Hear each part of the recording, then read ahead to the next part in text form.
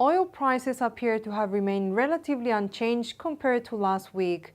Today we are going to have a look at the data of the US oil market and a number of fundamental issues affecting the supply and demand side of the international oil market.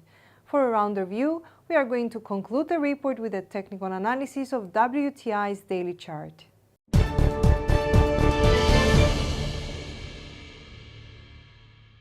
In the US oil markets, data tended to send out mixed signals.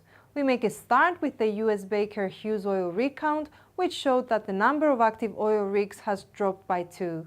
The shutting down of 2 oil rigs tends to imply an easing demand side for the US oil market, which should be considered as a bearish for oil prices.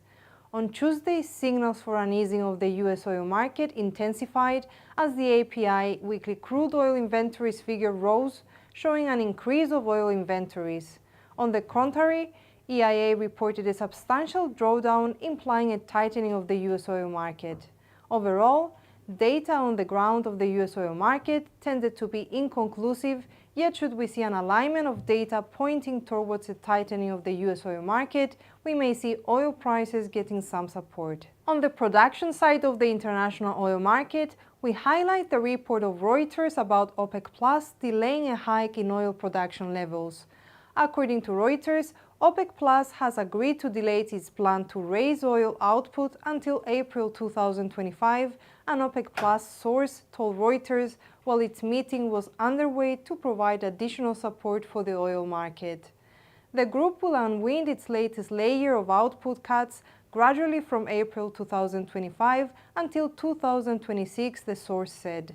We see the case for OPEC to delay any production hikes in an effort to see how the demand side will evolve, especially about China and the US.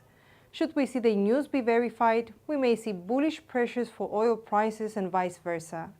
Please note that OPEC's meeting is ongoing as these lines are written, hence we may see some volatility for oil prices in the late American session today and tomorrow. In the Middle East, we note that the ceasefire agreed between Hezbollah and Israel for southern Lebanon seems to be holding for now, yet at the same time also remains very fragile. On other news, Trump has sent an envoy in the Middle East in an effort to reach a ceasefire deal also in Gaza. According to Reuters again, Donald Trump, Middle East envoy, has traveled to Qatar and Israel to kickstart the US president-elect's diplomatic push to help reach a Gaza ceasefire and hostages release deal before he takes office on January 20. We still see the situation as very fluid in the Middle East, despite market worries easing. Should we see further easing of market worries, say for example if Trump's effort seems to find some ground in creating the context for a ceasefire in Gaza and the ceasefire in southern Lebanon stabilizing, then we may see the overall development in the Middle East weighing on oil prices. WTI appears to be continuing on its sideways path, remaining confined between the 66.80 support level and the 72.20 resistance line. We opt for a sideways bias for the commodities price, and supporting our case is the RSI indicator below our chart, which currently registers a figure just below the reading of 50, implying a neutral market sentiment in addition to the sideways moving channel which was incepted on the 3rd of September.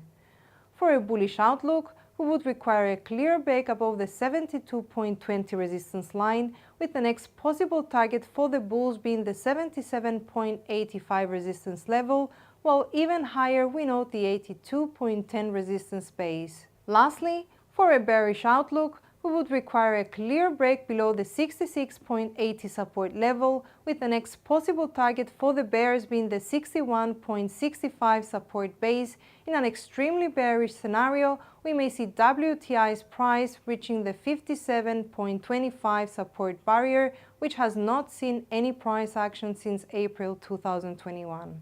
Thank you for tuning in to our financial news. From all of us here at IronFX, we wish you a solid trading.